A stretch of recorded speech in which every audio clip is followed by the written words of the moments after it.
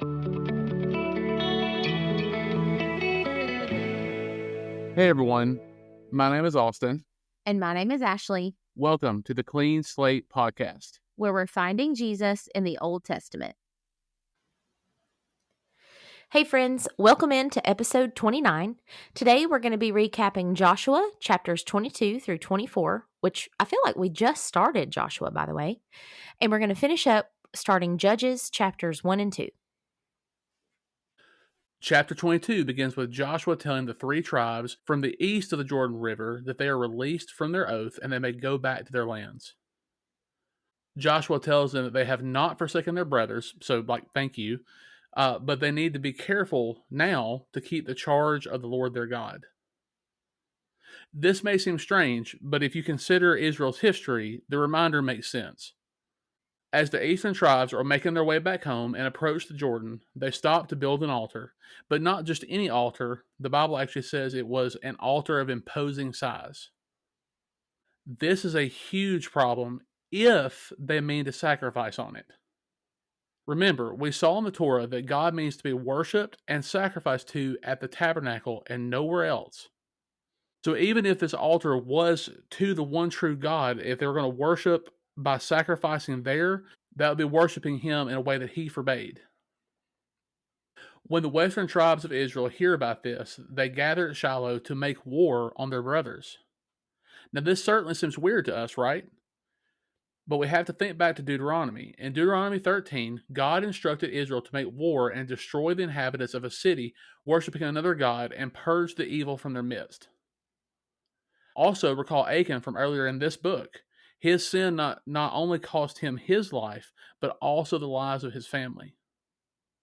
So with that framework in mind, the western tribes send a delegation to speak to the eastern tribes to try and grasp the meaning of this altar. The delegation was led by Phinehas, the son of Eleazar, the high priest. This is significant. You may remember in Numbers, Phinehas killed a man that had transgressed the Lord's commands and was worshiping other gods. Phinehas, being the one to lead the delegation, would signal to the people of the eastern tribes that this could end in bloodshed, as Phinehas, perhaps more than anyone in Israel, took seriously the worship of God. When the meeting begins, Phinehas, in verses 16 through 18, reminds them of the sin at Peor that caused a plague to come on the congregation and kill many of the people in Israel. The concerns of the western tribes now becomes clear.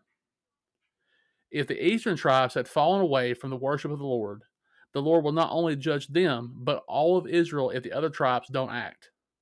This potential war was about saving all of Israel, even if it meant death to their brothers. The eastern tribes responded by telling them that this altar was never meant for sacrifice or offering to actually take place upon it. It was meant to serve as a reminder to the children of the western tribes in generations to come that both eastern and western tribes still worshipped the one true God. The people of the eastern tribes, the people of Reuben, Gad, and Manasseh, called this altar the altar of witness, and they said, "For it is a witness between us that the Lord is God." Phinehas and the chiefs that went with him agreed that this was good and happily accepted their answer, and there was no need for war. Moving to chapter 23, Joshua is telling the leaders of Israel that he is old, and as verse 14 puts it, about to go the way of all the earth. Joshua is charging them to keep the commandments of the Lord after he passes on by reminding them of what God has done in and through them, and by reminding them of what the covenant they have made with God actually says. Remember, in an earlier episode, we covered the covenant blessings and cursings from Deuteronomy 28. That chapter shapes much of the Old Testament because it spells out in great detail the wrath that would fall upon Israel if they do not obey all the words of the covenant, which is what they agreed to. Joshua is pointing them back to that chapter here. You can see it clearly in verse 16 where Joshua says, "If you transgress the covenant of the Lord your God, which he commanded you, and go to serve other gods and bow down to them, then the anger of the Lord will be kindled against you, and you shall perish quickly from off the good land that he has given to you." So in chapter 24, the covenant is renewed again at Shechem. If you remember the name of that town, it's because it has been an inauspicious but important place in Israel's history. Joshua begins this process by calling all the elders, heads, judges, and officers of Israel to Shechem. Once there, he gives a really concise history of how their people came into this land, beginning with how Abraham came from beyond the Euphrates. That's important for here in just a bit, and got to the land of Canaan. Joshua then walks them through the Exodus, the battles they had in the wilderness, and how God brought them into the land to conquer it. And in verse 15, we get a now therefore. Remember, whenever we see a therefore, you got to stop and ask, what's the therefore? In this case, Joshua is saying, in light of everything I just reminded you of, being God's faithfulness to us, take what I'm about to say very seriously. So I'm going to read verse 14 and 15 for us. It says, now therefore, fear the Lord and serve him in sincerity and in faithfulness. Put away the gods that your fathers served beyond the river and in Egypt, and serve the Lord. And if it is evil in your eyes to serve the Lord, choose this day whom you will serve, whether the gods your fathers served in the region beyond the river, or the gods of the Amorites in whose land you dwell. But as for me and my house, we will serve the Lord. The bit about beyond the river has to do with the gods that Abraham and his people would have worshipped in Mesopotamia, where he was from. The gods of the Amorites are clearly wicked, as we have discussed. So Joshua is saying, pick today who you will serve. He's telling them, don't, as the prophet Elijah will later say, limp back and forth between two opinions. The opinions here would be God or anything else. God doesn't want to compete for our affections. God will be Lord of all or not at all. This is clearly seen in multiple moments leading up to this point. But friend, listen. There is a line in the sand for us as well. Remember, a theme through these first few books that we have done together has been, it's a fearful thing to fall into the hands of the living God, as the author of Hebrews says. God bids us all to come to him, and again, like the author of Hebrews says, today is the day of salvation, as long as it is called today. If you are under the sound of my voice, please turn to Jesus. He wants you enough that he chose to die for anyone who would believe on him and turn from their sins. Let it be said of you that you made a choice that this day I decided that me and my house will serve the Lord. The chapter, and thus the book, closes with the people saying that they will serve God and would not turn away from him. Then Joshua, son of Nun, leader of the people, went the way of all the earth and passed on into his eternal inheritance. We also see the fulfillment of a long-held promise by the people of Israel. They buried the bones of Joseph in the same piece of land Jacob had bought centuries before from Hamor. At the end of the chapter, Eleazar, Aaron's son, and the high priest also passed away and was buried. So in what seems like a really short amount of time as far as our study together, we've already passed through all of the book of Joshua, but so much has happened. Now we're going to enter into the period of the judges. As we enter into the book of Judges, we will unfortunately see the downward spiral of Israel's national and spiritual life into chaos and apostasy, showing the need for a godly king to lead it. The events we will see recorded in Judges will take place from Joshua's death about 1400 years before Christ, all the way to the rise of Samuel and Saul, which will be about 1150 years before Christ. So this book covers hundreds of years in Israel's history. If you had to pick one phrase to sum up all of Judges, it would be, in those days there was no king in Israel. Everyone did what was right in his own eyes. The major problem for Israel during this time was that pattern Austin talked about last episode. They failed to drive out the inhabitants of the land, which driving out all of the inhabitants is exactly what God commanded them to do. Why? Because they would risk whoring after their pagan Canaanite gods. And that is exactly what we'll see from here. So, spoiler alert, this book gets real and it gets ugly. So, Judges chapter 1, verse 1. After the death of Joshua, the people of Israel inquired of the Lord, who shall go up for us against the Canaanites to fight against them? The Lord said, Judah shall go up. Behold, I have given the land into his hand. Now remember that Judah was a tribe, not one man any longer. The tribe's namesake has been long gone. So God is saying the tribe of Judah will lead you into battle.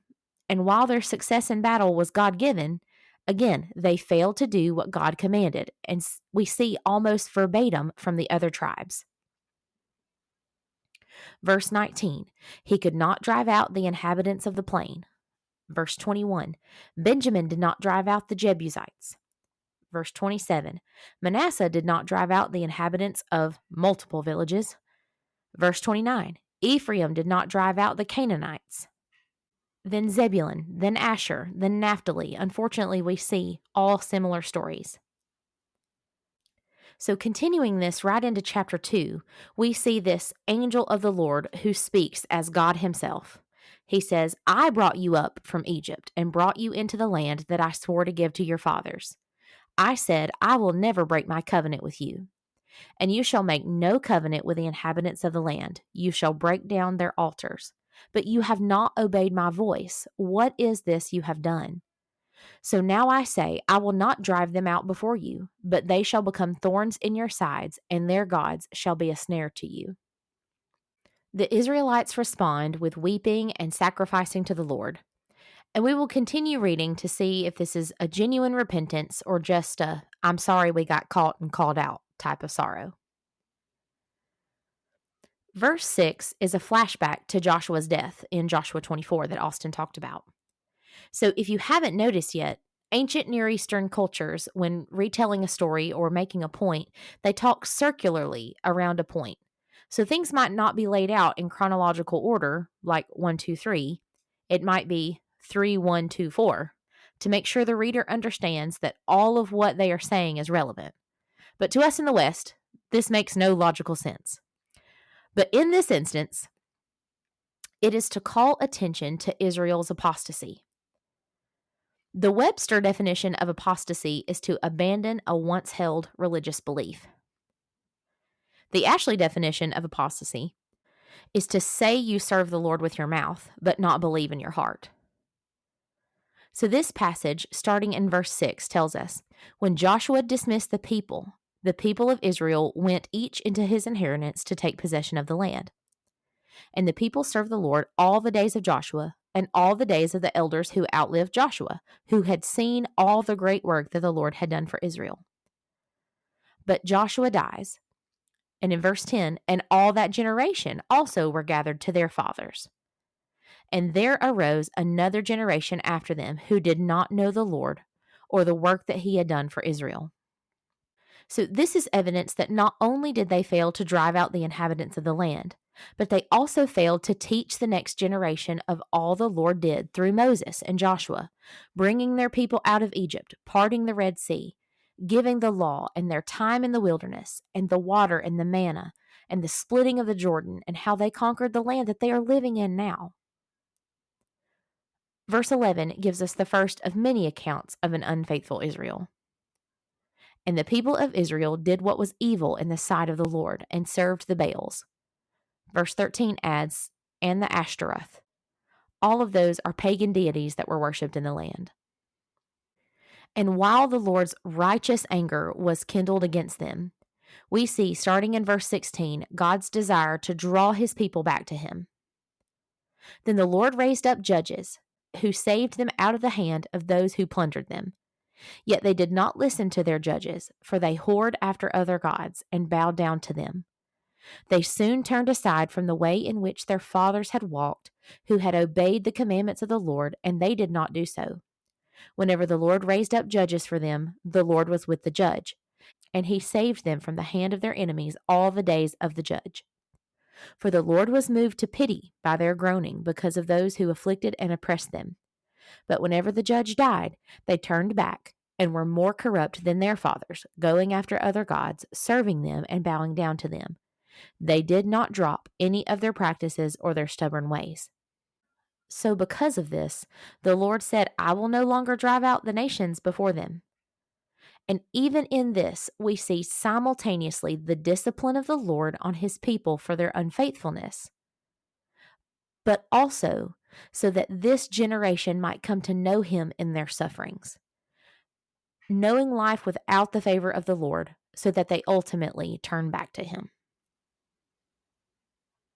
That's going to do it for today's recap. May His grace abound to you and to me as we study to find Jesus in the Old Testament.